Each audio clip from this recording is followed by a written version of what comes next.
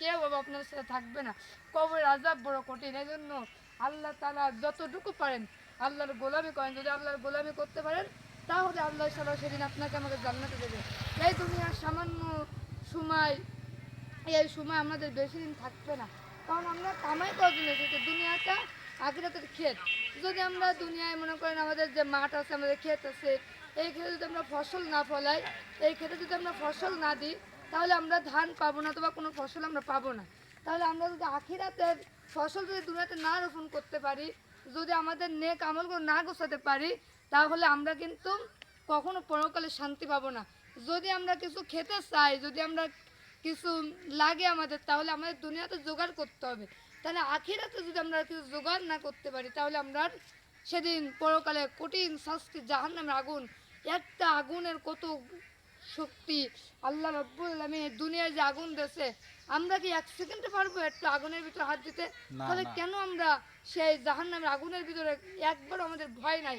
আসলে আমরা দেখি না এই জন্য। কিন্তু যারা প্রকৃতিক ইমানদার তারা দেখে জাহান্নামের গণনা, তারা জানে, তারা জাহান্নামকে বুঝবে, তারা জান্নাতের সুখ শান্তি বুঝবে।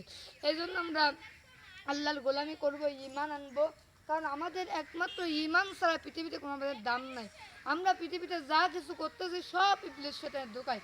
কারণ আমাদের পিতা বাবা আদম আলাইহিস সালাম যখন আমাদের মাঝে এসেছিল, যখন বাবা আদম আলাইহিস সালাম জান্নাতের ভিতরে আল্লাহ রাব্বুল আলামিন যখন তাকে সৃষ্টি করেছিলেন, তখন আদম আলাইহিস সালাম এসে আপনার আমার ইবলিস শয়তান যখন বাবা আদম আলাইহিস সালামকে জান্নাতের ওই যে নিষিদ্ধ ফল খাওয়াইছিলেন, ওই ফলটা যখন খাওয়ার সঙ্গে সঙ্গে বাবা আদম আলাইহিস সালামকে আল্লাহ রাব্বুল আলামিন দুনিয়ার থেকে, জান্নাত থেকে দুনিয়াতে পাঠিয়ে দিলেন। আল্লাহ রাব্বুল আলামিন কী বললেন? যে তোমরা দুনিয়াতে কিছুদিনের জন্য থাকবে, কিছু সময়ের জন্য থাকবে, ওখানে থেকে তোমরা আমল করে, তোমরা নেক আমল করে ফসল কামাই আবার জান্নাতের ভিতরে আসতে পারবে। আজ যারা পারবে না, যারা ফসল কামাতে পারবে না, যারা আমার ইবাদত বন্দি করতে পারবে না, যারা আমার গোলামি করতে পারবে না, তারা জাহান্নামের ভিতরে যাবে, আমার ভয়ঙ্কর শাস্তি তারা পাবে। এজন্য আমরা মুসলমান, আমরা অনেক গুনার কাজের দিকে লিপ্ত। অনেক মুসলমান দেখেন এই যুগের মানুষ কিন্তু এখন আর পরিবর্তন হতে চায় না।